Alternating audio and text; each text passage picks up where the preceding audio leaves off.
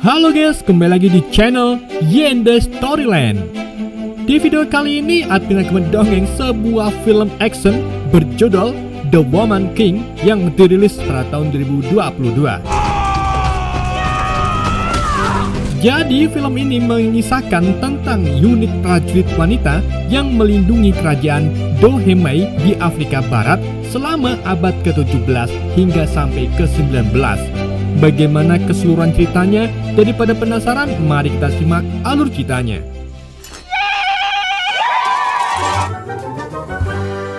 Gak bisa bahasa Inggris.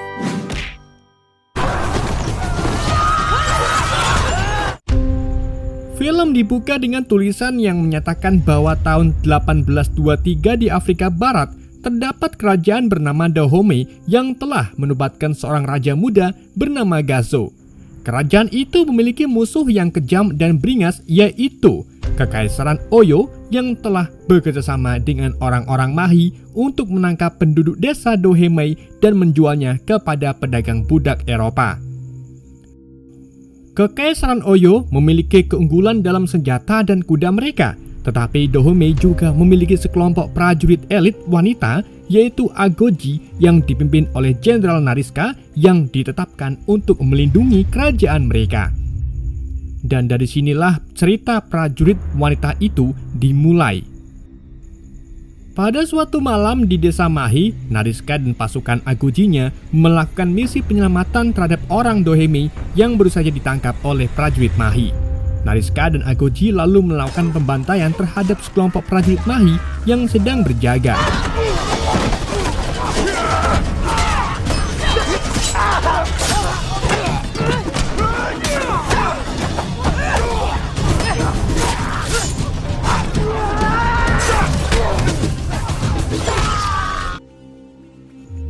Setelah prajurit Mahi tak terisa, Nariska akhirnya merasa lega karena orang-orang Dohemey berhasil ditemukan yang disembunyikan di dalam tenda. Di pagi harinya, Nariska menemukan seorang gadis yang menangisi jasad ibunya setelah dibunuh oleh prajurit Mahi. Nariska lalu mengambil gadis itu dan gadis lainnya yang tidak memiliki keluarga untuk dijadikan sebagai Agoji baru. My mother. They sold them all. You will be home. The prisoners are ready to march. Mereka kemudian kembali ke rumah di mana mereka disambut oleh rakyat Dohemey dan dihormati banyak orang di sudut desa.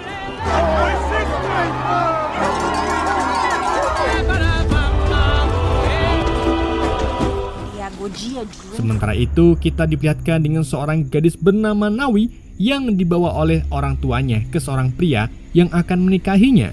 Meskipun pria itu kaya, tetapi perilakunya sangat kasar. Hal ini pun membuat Nawi menolak lamaran si pria. Namun bukannya mendukung putrinya, sang ayah malah marah kepada Nawi dan akhirnya memutuskan untuk membawa Nawi kepada Agoji.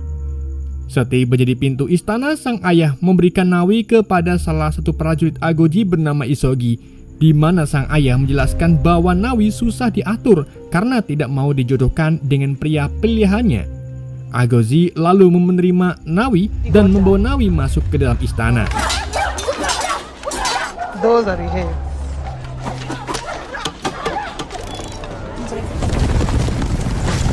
Sementara itu di desa Mahi, prajurit Oyo yang dipimpin oleh Jenderal Aba Ade menemukan mayat rekan-rekan mereka di tanah. Jenderal Oba menghina prajuritnya karena membiarkan rekan tentara mereka dibunuh oleh wanita alias Agoji. Dan dari sinilah Jenderal Oba merencanakan langkah selanjutnya untuk melawan Dohemey. Sementara itu lagi, King Gezo berbicara kepada para dewannya untuk membahas ancaman Oyo. Di sana Nariska mengangkat perdagangan budak dan mengatakan itu memberikan bayangan gelap kepada kerajaan mereka untuk menjual rakyat mereka sendiri, dan sampai saat ini kerajaan mereka terjebak ke dalam lingkaran setan di mana Oyo mengambil puluhan orang Dohemey setiap bulannya untuk dijual ke orang-orang Eropa. Jadi Oyo mendapatkan banyak sekali upeti dan emas, sedangkan Dohemey mendapatkan sedikit bagian dan pelindungan dari Oyo yang perlakuannya sama saja dengan menjajah. Nariska pun mengusulkan agar Doheme keluar dari lingkaran ini dan mengalihkan kemakmuran dengan menambang emas atau minyak sawit untuk diperdagangkan. Di situ sebagian dewan sedikit tidak setuju dengan Nariska karena hal itu bisa menimbulkan perang besar. Namun King Geso yang lelah direndahkan oleh Oyo menerima usulan dari Nariska dan memberitahukan Nariska untuk menunjuk kepadanya berapa banyak minyak sawit yang dapat mereka hasilkan sebelum dia membuat keputusan keluar dari lingkaran. We fear their might. Why do we sell our captives? When they come for the tribute, Us and the Europeans know this. And her brother Lisa. Setelah rapat dewan selesai, Nariska dan tangan kanannya yaitu Amenza memberitahu kepada rekrutan baru Agoji bahwa mereka akan bertarung dan berpotensi mati untuk kerajaan mereka. Beberapa wanita yang ingin hidup normal kemudian pergi, tetapi kelompok besar termasuk Nawi memilih untuk tetap tinggal demi kerajaan mereka. Shares this privilege for our great king, and who does not wish to stay. Elephant in a stampede. Izoki kemudian menyuruh Nawi untuk mandi. Jadi Nawi pun menurutinya dan berbicara secara pribadi dengan Nariska di kolam renang Agoji. You look like a child. As a gift to the king, they tell us stories about the Agoji. You are one of the captives we've freed. You look like a regular old woman to me. Keesokan harinya, para wanita memulai pelatihan pertama mereka dengan diberikan sebuah tali. Nawi merasa bingung karena menurutnya tali bukanlah senjata. Nariska kemudian menegur Nawi dan memberinya pedang. Ia mengizinkan Nawi mencoba memenggal patung kayu itu, tetapi pedang itu terlalu berat untuk Nawi sehingga ia tidak mampu memotong kepala patung itu. Nariska kemudian merebut pedangnya dan memenggal kepala patung dengan sangat mudah sehingga Nariska mengatakan kepada Nawi bahwa mulailah dengan hal-hal yang kecil.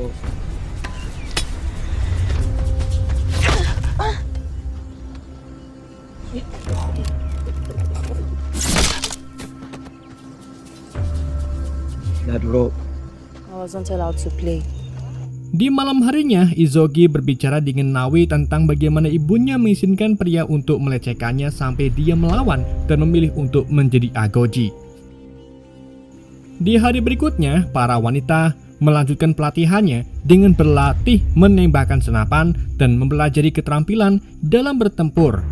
Selama latihan, Nawi memainkan lelucon di mana dia meledekkan bahan peledak kecil di salah satu patung sehingga kepala patung itu dapat terlepas tanpa dipenggal. Hal itu ternyata membuat Nariska marah kepada Nawi dan menghukumnya, bahkan Nariska juga tidak akan segan-segan mengeluarkannya dari Agoji jika Nawi berulah lagi. Mean nothing. You do not need guns to use gunpowder. I am a general. I did not have an easy life. Because they did not have discipline. Nariska favors the strong. Di malam harinya, Izogi memberitahu Nawi tentang bagaimana segala perbuatan Nariska dianggap sebagai legendaris sejak dia naik ke pangkat jenderal. Namun di balik semua itu ada rumor yang menyatakan bahwa dulu Nariska hanyalah seorang budak Oyo yang ditinggalkan begitu saja di hutan untuk mati. Sementara itu, Nariska yang terbangun dari mimpi buruknya ditekati oleh Amenza. Nariska menceritakan mimpinya di mana mimpinya itu ia ditetangi oleh sosok makhluk buas yang datang dari kegelapan dan menyerang dirinya. Agar Nariska dapat menemukan jawaban arti dari mimpinya, Amenza pun menyuruh Nariska untuk melakukan ritual Legba, yaitu meminta petunjuk dari dewa mereka. Nariska yang tak percaya dengan itu sedikit menolak, tetapi akhirnya ia mau melakukannya dengan mengambil kacang khusus. Sebelum pergi ke kuil Nani, ia tidak sengaja menyaksikan Nawi sedang melatih keterampilannya seorang diri, dan dari sinilah Nariska mulai memiliki naluri terhadap naluri bahwa Nawi gadis yang pantang menyerah. Keesokan harinya saat Agoji dan prajurit Dahomey sedang latihan bersama, tiba-tiba Jenderal Oyo datang ke gerbang kerajaan untuk berkonfrontasi dengan King Geso. Ketika Jenderal Oba melangkah mendekati Raja Geso, Nariska menjadi ngeri karena ternyata Oba telah memperkosanya berulang-ulang kali ketika Nariska menjadi tawanan saat masih muda. Kedatangan Jenderal Oba ke sini yaitu untuk memesan upeti dan menuntut 40 prajurit Agoji untuk dijual ke orang Eropa. Tetapi King Kenzo menegaskan bahwa ia hanya mengizinkan 20 agoji saja. Nariska lalu menunjukkan 20 agoji pilihannya, termasuk Nawi, dan setelah itu Jenderal Oba meminta Nariska untuk membawanya ke pelabuhan Oida besok pagi. Sore harinya, Nariska memberitahu Amenza bahwa ritual Legba membuahkan hasil, di mana Nariska secara perlahan menemukan apa yang selama ini ia cari. Di hari berikutnya, di pelabuhan Oida, sekelompok orang Portugis tiba di Afrika. Kelompok itu dipimpin oleh Kapten Santo dan temannya Melik, yang mana ibu Melik ini ternyata orang Dahomey yang menikah dengan orang Portugis saat menjadi budak. Namun ibu Melik sudah tiada. Ketika Melik melihat penduduk asli yang ditangkap, dia merasa ngeri. Tepat di saat itu juga 20 agoji yang dipimpin oleh Nariska datang menghadap Jenderal Oba. Nariska mengatakan kepada Oba bahwa Raja Gesso tidak akan memberikan mereka upeti dan malah memberikan Oba kepala anak buahnya yang telah terpenggal. 20 agoji itu lalu segera pergi, sedangkan Nariska malah menantang duel dengan Oba. Nawi yang melihat itu pun membantu Nariska dengan menutup gerbang Oyo sehingga pasukan Oyo tidak dapat membantu Oba. Tetapi setelah gerbang itu berhasil dibuka oleh musuh, Nariska dan Nawi segera melarikan diri dengan terjun ke lautan dan kemudian kembali ke Dahomey menggunakan perahu. Begitu menepi, Nariska malah memarahi Nawi karena Nawi menyimpang dari rencana mereka. Tetapi Nawi membalasnya jika dirinya tak membantu, maka Nariska pasti akan meninggal. The soldiers were coming. Alone you are killed or worse. Agoje. Good. Setelah kejadian itu, Kapten Santo dan Melik bertemu dengan Oba untuk membahas bisnis mereka. Oba lalu mendiskusikan rencananya bahwa Oyo akan bekerja sama dengan suku lain untuk menyerang Dahomey dan menangkap lebih banyak penduduk desa untuk dijual. Melik yang masih ada kaitannya dengan Dahomey tentu saja tampak tidak nyaman mendengar rencana Oba. Melik dan orang Portugis lainnya kemudian pergi ke Dahomey untuk bernegosiasi. Saat Melik adus di air terjun, ia dihampiri oleh Nawi yang sengaja mengambil pakaian Melik. Melik berbicara dengan bahasa Dahomey yang membuat Nawi terkejut. Melik lalu menjelaskan bahwa ibunya orang Dahomey. Melik kemudian segera pergi tepat saat Kapten Santo datang menemui dirinya. Singkat cerita, rombongan akhirnya tiba di kerajaan Dahomey dan menghadap Raja Gesso untuk membahas bisnis perbudakan.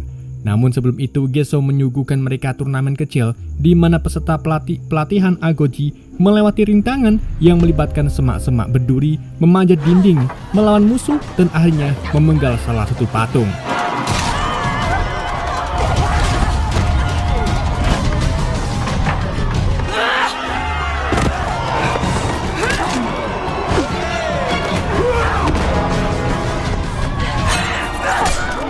Dalam turnamen itu, Nawi berhasil keluar sebagai pemenang yang membuat Gesso mengakui keahlian dan bakatnya, begitu pula dengan Nariska.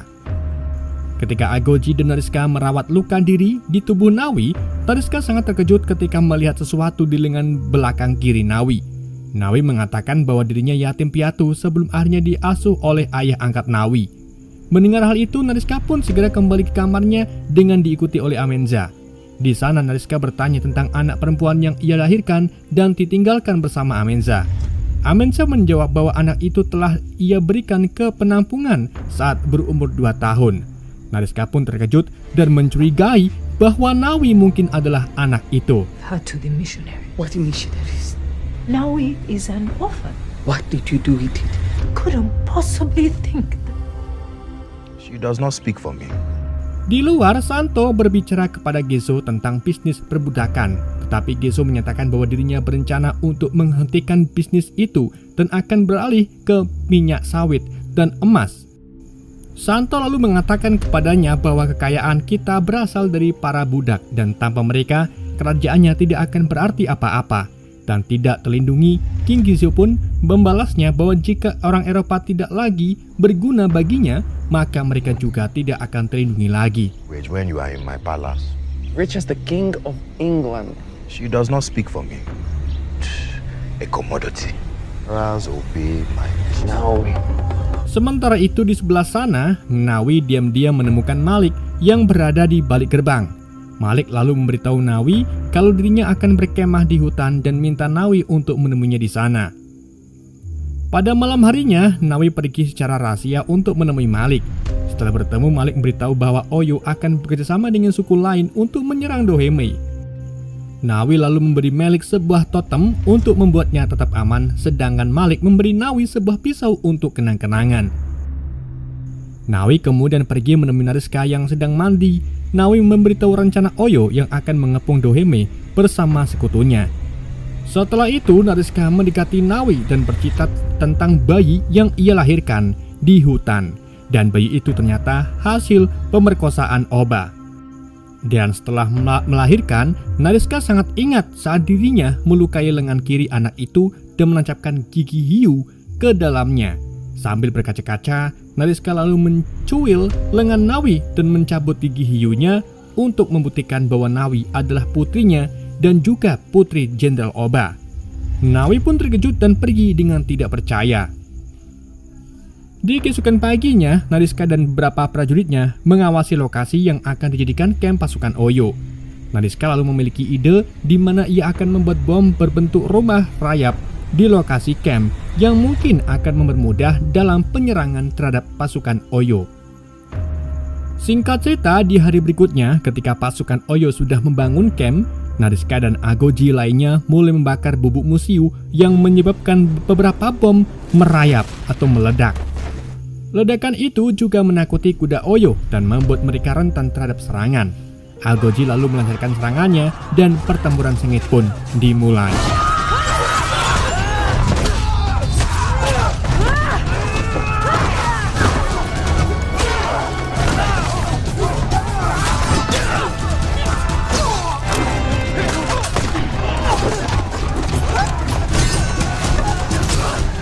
Pertempuran itu menyebabkan banyak Oyo dan Agoji tewas dan menyebabkan beberapa wanita termasuk Agoji dan Nawi ditangkap. Setelah pasukan Oyo mundur, Nawi diangkut ke gerobak menuju pelabuhan. Ia mengetahui bahwa temannya yang bernama Fumbe juga ada di sampingnya.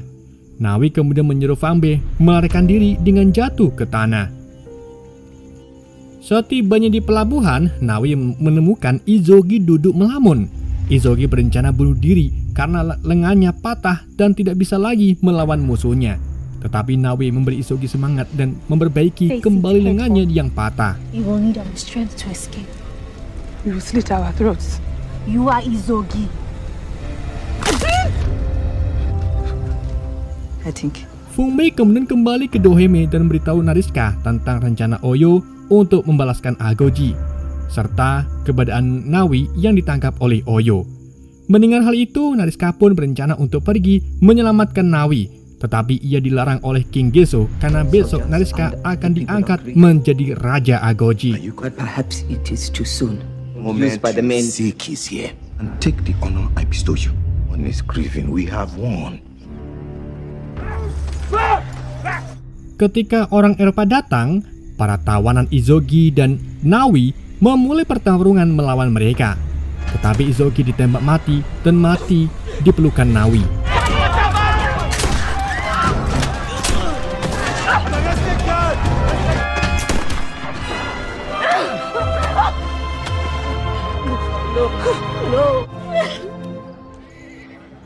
Nawi kemudian dikurung di kamar.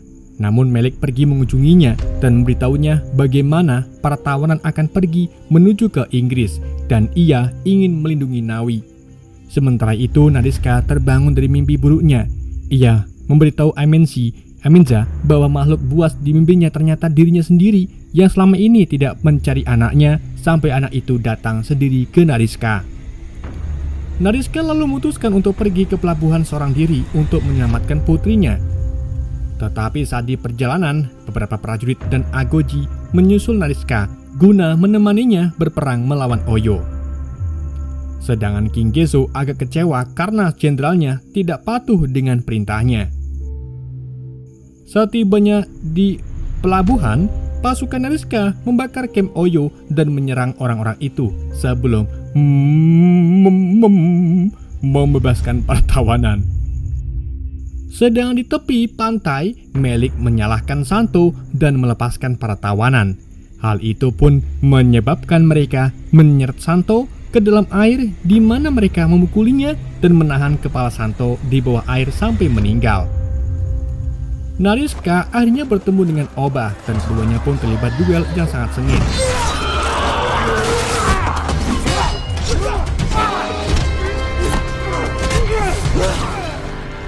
Perduelan itu akhirnya dimenangkan oleh Nariska yang menancapkan pisau ke jantung Oba sampai ia benar-benar meninggal.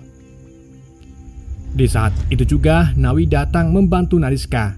Setelah semua musuh besar dikalahkan, mereka kembali ke rumah, sedangkan Nawi berpisah dengan Melik. Agoji lalu tiba di Doheme dengan para budak yang berhasil diselamatkan. Nariska lalu dibawa ke Gezo, di mana Nariska mengakui bahwa ia tidak mematuhi perintahnya. Namun King Gezo malah berterima kasih karena telah mengakhiri kekaisaran Oyo dan secara resmi mempromosikan gelar Raja Wanita, dan semua orang pun bersorak untuknya. Nawi kemudian pergi untuk memberi penghormatan kepada Isogi dan dia bergabung dengan Nariska, di mana ia kemudian memanggil Nawi sebagai putrinya. Keduanya kemudian bergabung dengan yang lain untuk menari dalam perayaan kemenangan Doheme dan film pun berakhir. Oke guys, itulah alur cerita film The Woman King. Semoga kalian terhibur dengan alur cerita yang saya bawakan. Mohon maaf jika ada kesalahan dalam penyampaiannya ataupun penyebutan nama. Sekian dari Yende, sampai jumpa di video berikutnya.